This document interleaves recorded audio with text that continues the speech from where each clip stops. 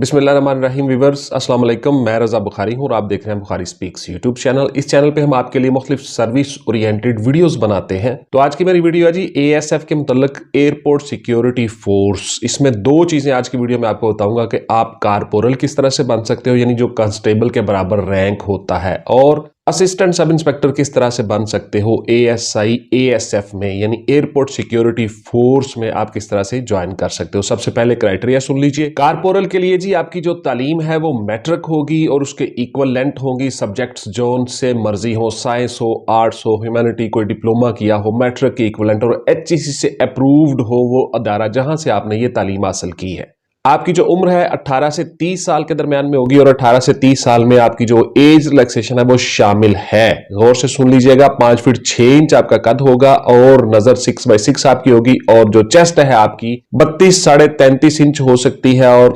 33-34 inch हो सकती है, यानी 33 इंच लाजमी होनी चाहिए। बाज जगहों पे 34.5 इंच भी लिखी हुई है पुलिस की तरह, यानी 33.5 34.5। तो इस तरह से आपने दिन रात मेहनत करनी है और आपकी चेस्ट पूरी हो जाएगी, कोई इश्यू नहीं है। आपका बीपीएस जो है बेसिक पे स्केल वो 7 है, उसके मुताबिक आपकी जो पे स्टार्ट होगी 35-36 के से स्टार्ट होगी, यानी 37,000 तक अप्रोक्सीमेटली। ये अंदाजन बता रहा हूं, कम बेश हो सकती है। मर्द और औरत मेल फीमेल दोनों इसमें हिस्सा ले सकते हैं। पाकिस्तानी शहरी होनी चाहिए, ड्यूल नेशनैलिटी नहीं चलेगी। इसी तरह से आपका जो वजन है वो बीएमआई के मुतालिक होगा। बीएमआई मतलब बॉडी मास इंडेक्स, उसका एक जो चार्ट बना होता है उसके मुताबिक आपका वजन होगा।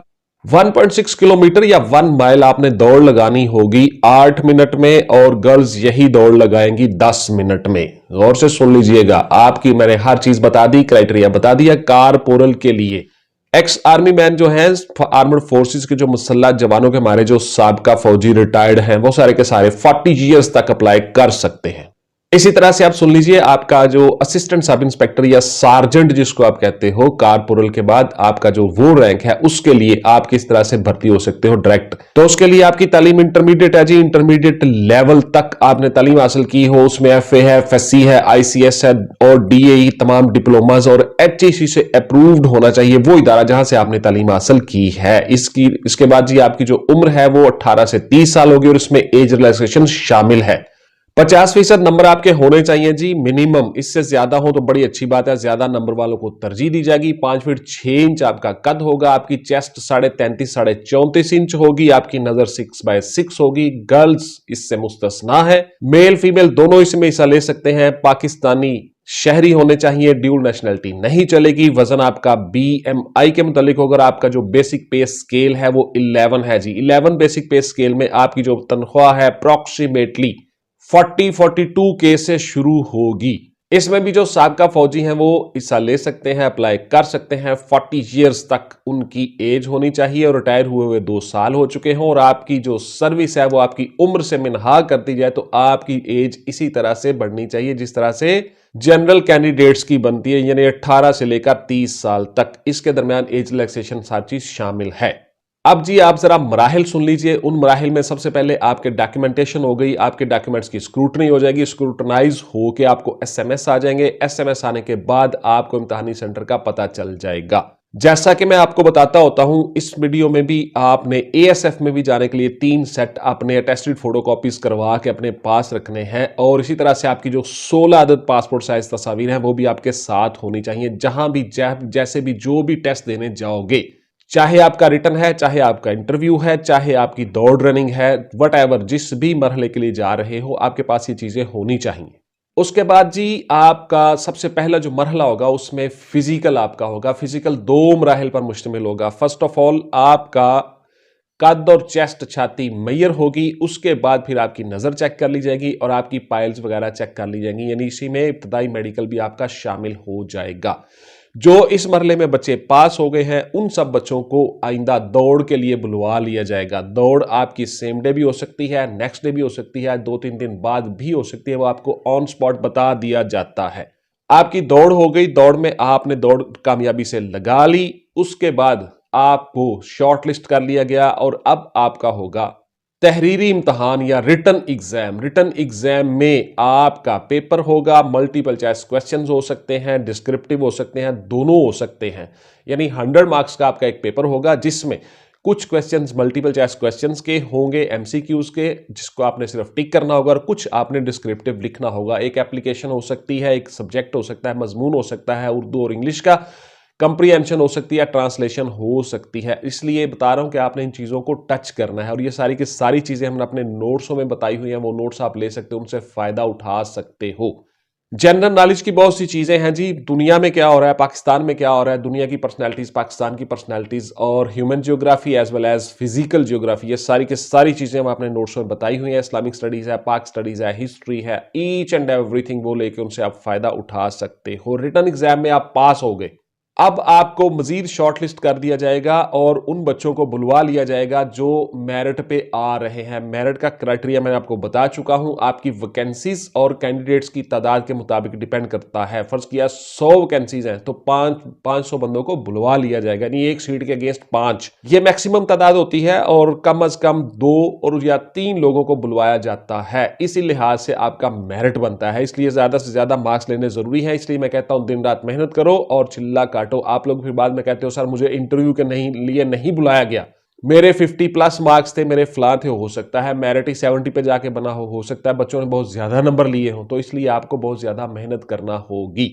आप लोगों को बुलवा लिया गया, अब आपका होगा इंटरव्यू। इंटरव्यू आपका 2 मराहिल पर मुश्तमिल होगा। एक तो सबसे पहले आपका होगा personality test, psychological assessment test या एप्टीट्यूड टेस्ट आप उसको कह सकते हो, जो 2 मराहिल पर मुश्तमिल होगा। एक उसमें आपका पेपर होगा, छोटे छोटे सवाल होते हैं, क्वेश्चनर, वो सारे के सारे आपने फिल करने होते हैं हाँ या नहीं में। उसके बाद फिर आपका साइकाट्रिस्ट इंटरव्यू लेते हैं। उसके बाद फिर आपकी जहनी कैफियत जानने के बाद जो बच्चे मौजू करार पाते हैं, पास हो जाते हैं, उन सब को भिजवाया जाता है फाइनल इंटरव्यू या वाइवा के लिए। फाइनल वाइवा आपका हो गया, इंटरव्यू में आपकी पर्सनैलिटी जज हो गई, आप इस सीट के अहल हो, काम कर सकते हो, आपकी पर्सनैलिटी दुरुस्त है, आप शाय फील नहीं करते हो, आप हेजिटेट नहीं होते हो, आप कॉन्फिडेंट हो, ये सारी की सारी चीजें हो गई। आपका इंटरव्यू हो गया। इंटरव्यू होने के बाद आप लोगों को शॉर्टलिस्ट कर लिया जाएगा। जो बच्चे मेरिट पर आएंगे उन सबको ऑफर लेटर जारी किए जाएंगे। ऑफर लेटर आप लोगों को मिल गए, आपने ऑफर लेटर को सिग्नेचर करके वापस सबमिट करवा दिया, जिसमें आपकी तनख्वाह लिखी हुई है, आपके ड्यूटी आज लिखे हुए हैं, आपकी जॉब डिस्क्रिप्शन है कि आपने ये काम करने हैं, वो तमाम कंडीशन उस लेटर में लिखी होती हैं। उसके बाद फिर डिपार्टमेंट आपका करवाता है मेडिकल। मेडिकल करवाने के बाद आप डिपार्टमेंट का हिस्सा बन गए। उस मेडिकल से आपकी तनख्वाह पे शुरू हो जाएगी, उसी दिन से आपकी सीनियरिटी भी शुरू हो जाएगी। वही डे है आपकी रिटायरमेंट का भी, आफ्टर 60 ईयर्स या वट एवर जो भी डिपार्टमेंट की पॉलिसी होती है। अच्छा जी, आप जरा गौर से सुन लीजिए, आपके सवालों के जवाब दे रहा हूं। यही सवाल जो आप यूट्यूब कमेंट में करते हो या व्हाट्सएप पे आके आप मुझसे सवाल करते हो, WhatsApp only for online classes and notes purchasing, not any other discussion. Please clear cut सुन ले, हर वीडियो में बताता हूं व्हाट्सएप पे मैं कोई सवाल का जवाब नहीं दूंगा, मेरे पास इतना टाइम नहीं होता। हाँ अलबत्ता यूट्यूब कमेंट्स में जब भी मुझे टाइम मिलता है मैं जवाब जरूर देता हूं बच्चों को। तो आप लोगों को सवालों के जवाब दे रहा हूं, गौर से सुनते जाइएगा। आप लोगों का सेम क्राइटेरिया है कारपोरल के लिए भी और असिस्टेंट सब इंस्पेक्टर और सब इंस्पेक्टर के लिए भी। उसके ऊपर अलग से वीडियो मेरी आ जाएगी सब इंस्पेक्टर एएसएफ की।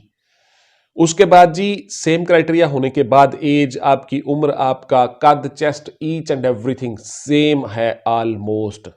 आपकी तरक्की होती है जी, आपकी एसीआरस पे डिपेंड करता है, एनुअल कॉन्फिडेंशियल रिपोर्ट्स, आपकी सर्विस स्ट्रक्चर, सर्विस रिकॉर्ड पे डिपेंड करता है, आपके डोजियर पे डिपेंड करता है, आपने कितनी सजाएं ली हैं, आपने कितनी जजाएं ली हैं, यानी बैड एंट्रीज और गुड एंट्रीज, ये सारी की सारी चीजें डिपेंड करती हैं आपकी प्रमोशन के लिए। प्रमोशन आपकी होती है जी, तनख्वाह भी आपकी बढ़ती रहती है, रैंक भी आपका बढ़ता रहता है। दीगर महकमों में आप जा सकते हो जी थ्रू डिपार्टमेंटल परमिशन सर्टिफिकेट, आप अप्लाई कर सकते हो कमीशन के लिए, आर्मी में कमीशन के लिए, नेवी में कमीशन के लिए, एयर फोर्स में कमीशन के लिए। आप लोगों को एनओसी लेना होगा डिपार्टमेंट से, आप दूसरे महकमों में जा सकते हो। ये वो सवाल है जो आप बार बार यूट्यूब पे करते हो। गर्ल्स भी इसमें अप्लाई कर सकती हैं, गर्ल्स के लिए भी हैं ये जॉब्स, और जब जॉब आएंगी तब आप इसमें अप्लाई करते हो। और उस लिहाज से ये वीडियोस बनाता हूं कि आप लोग बिफोर टाइम तैयारी शुरू कर दो। जिन बच्चों का एम होता है, फर्ज किया कि मैंने एएसएफ में जाना है, कोई कहता है मैंने पुलिस में जाना है, कोई कहता है मैंने आर्मी में जाना है, मैंने एफआईए में जाना है, तो वो शुरू दिन से ही तैयारी शुरू कर दे। 2 महीने, 4 महीने, 6 महीने, साल, एटलीस्ट वैकेंसीज आ जाएंगी। आप लोग तैयारी करते रहो, दिन रात मेहनत करो, चिल्ला काटो, तब आप कामयाब होते हो। ये नहीं होता कि जनाब परसों मेरा पेपर है, फटाफट से मुझे नोट्स भिजवा दें, ऐसा बिल्कुल नहीं होता। गौर से सुन लें, आप लोगों को मुसलसल पढ़ना होता है, हर वीडियो में बताता हूं। आप शाम को घर वापस आ सकते हो जी, जॉब खत्म करके। जॉब आपकी जो है 8 घंटे अप्रोक्सीमेटली एक शिफ्ट में होती है। ड्यूटी आपकी एयरपोर्ट के ऊपर आपने ड्यूटी करनी होती है। एयरपोर्ट की जितनी सराउंडिंग्स है, अंदरूनी तौर पे आपकी लग जाए या बैरूनी तौर पे आपकी ड्यूटी लग जाए, एयरपोर्ट के बाहर आपने वहां पे ड्यूटी करनी होती है। सिंपल सा फार्मूला है, ये सारी की सारी चीजें हैं। वहां पे आपने सिक्योरिटी को मेंटेन करना होता है और उसके अलावा जो आपके डिपार्टमेंटल पॉलिसी है उसके मुताबिक काम करना होता है। उसके बाद जी आप लोग सीएसएस कर सकते हो, पीसीएस कर सकते हो, पीएमएस कर सकते हो, अपने तौर पे अपनी पढ़ाई स्टडी जारी रख सकते हो। डिपार्टमेंट में रहते हुए आप रेगुलर क्लासेस में जाके किसी कॉलेज यूनिवर्सिटी में नहीं पढ़ सकते। ये वो सवाल है आप बार बार जो करते हो। आपकी चेस्ट अगर कम है तो आप दिन रात मेहनत करें, जिम ज्वाइन करें, आप अपनी चेस्ट को बेहतर करें, अपनी डाइट बेहतर करें, आपकी चेस्ट ठीक हो जाएगी। कम चेस्ट नहीं चलेगी। आपका कद जो है, हाइट जो है वो अगर कम है तो ऐसी जॉब के लिए आप अप्लाई करो जिसमें हाइट नहीं है, कद नहीं है। मसलन क्लैरिकल जॉब होगी एएसएफ में, उसमें आप अप्लाई कर सकते हो, उसमें कद शायद नहीं होता। तो इसलिए ये चीजें सोचने की होती हैं। आप लोगों ने बैठना नहीं है कि जी मेरा तो अब कद छोटा है, मैं तो अप्लाई ही नहीं कर सकता। नहीं, बहुत से चांसेस हैं, बहुत से मौके हैं, बहुत से डिपार्टमेंट हैं। आप पीएमएस की तैयारी करो, आप पीसीएस की तैयारी करो। यूनिफॉर्म जॉब के अलावा जितनी भी जॉब्स हैं उनके लिए कद, फिजिकल, छाती, चेस्ट मेजरमेंट, दौड़ की रिक्वायरमेंट नहीं होती।